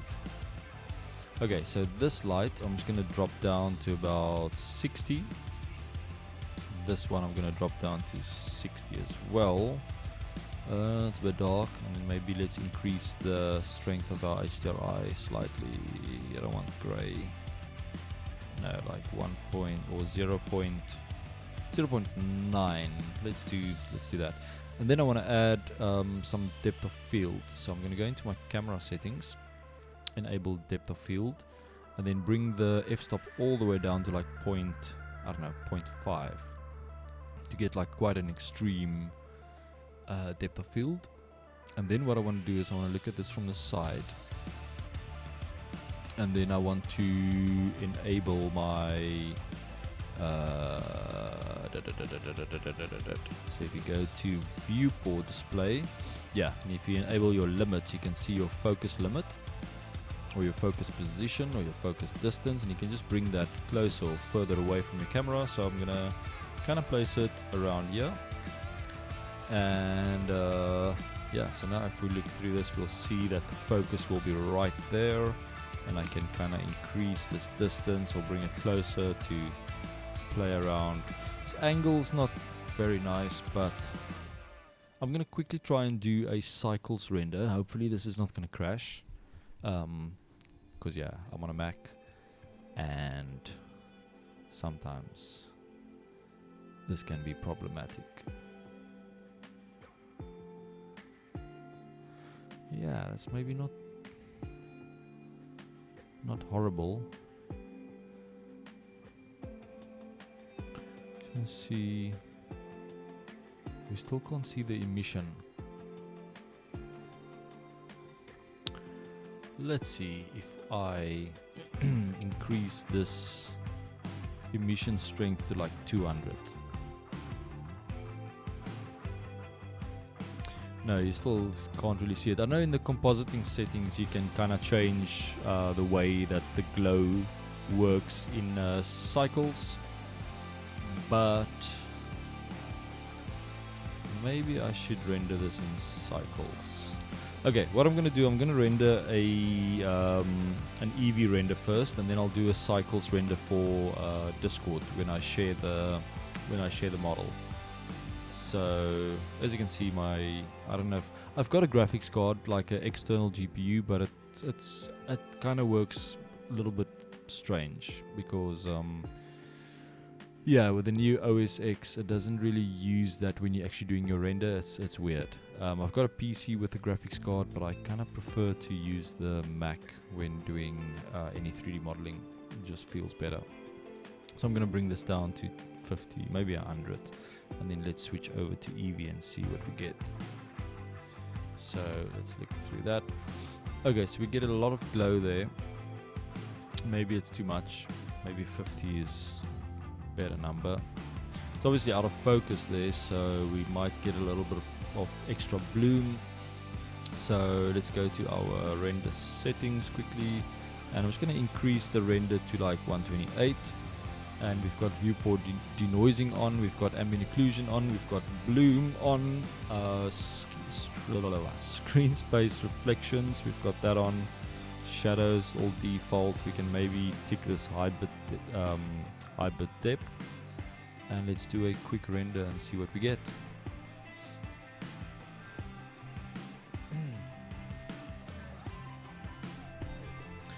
Okay, so it looks very fuzzy, and I think that's because of our very, very shallow depth of field, and also because we're rendering with Eevee.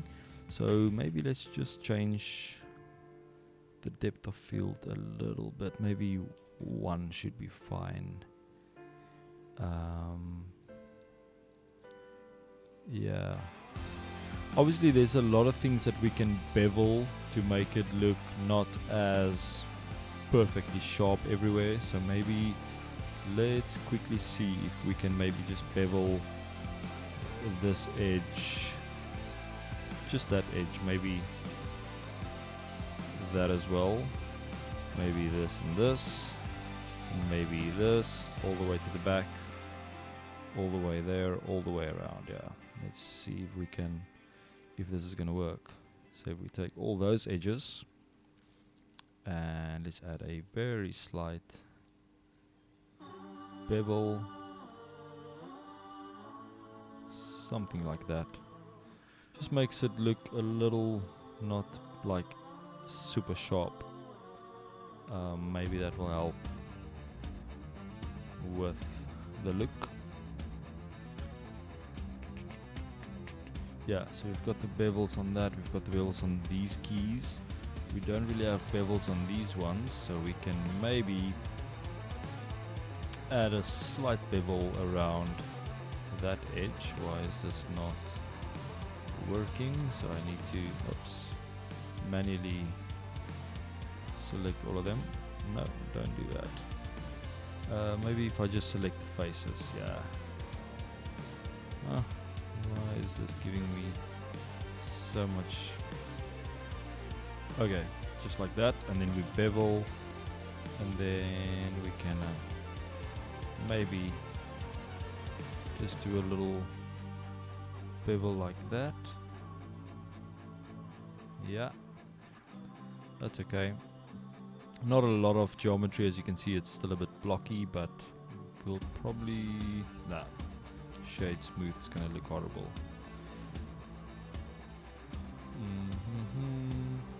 Yeah, I think I'm happy with this for now. Maybe let's just give these ones a material as well, these little feet. I'm just going to give them the black matte. And let's save that. And yeah, I think that is that. I'm going to share this model in the Discord, so I'll just link that Discord server again in the chat really quickly. So let's just paste this in the chat.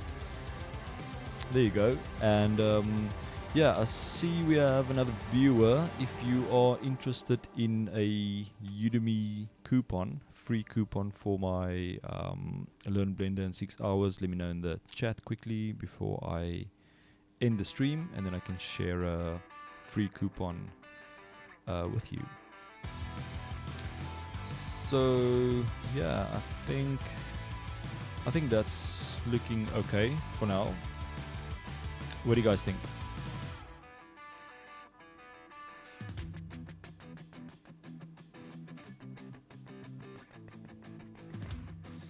Yeah, so currently I don't have a schedule that I'm gonna stream like every Monday or every whatever.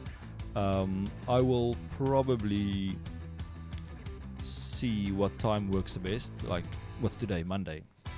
So I'll probably try out like a few different days and see how that goes.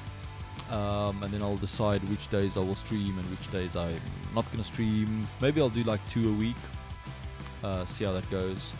Because I tried doing YouTube for a bit, but it just kind of feels like, I don't know, it feels like the audience is not, I don't know. I'm sure the right audience is somewhere on YouTube, but it just kind of feels like, I don't know, it's not organized, and you can't, like if you're looking for a live stream on YouTube, you kind of just have to search the keywords. There's no like categories like on Twitch.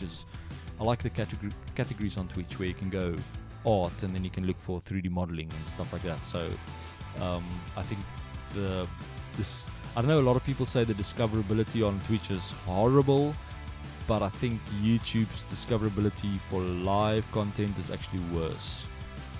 So I just think Twitch is actually a little bit better. Even though I think you get less viewers at first, but if you kind of slowly build that audience and you can kind of get more people slowly to follow and stuff like that, I think that is kind of a better thing to do.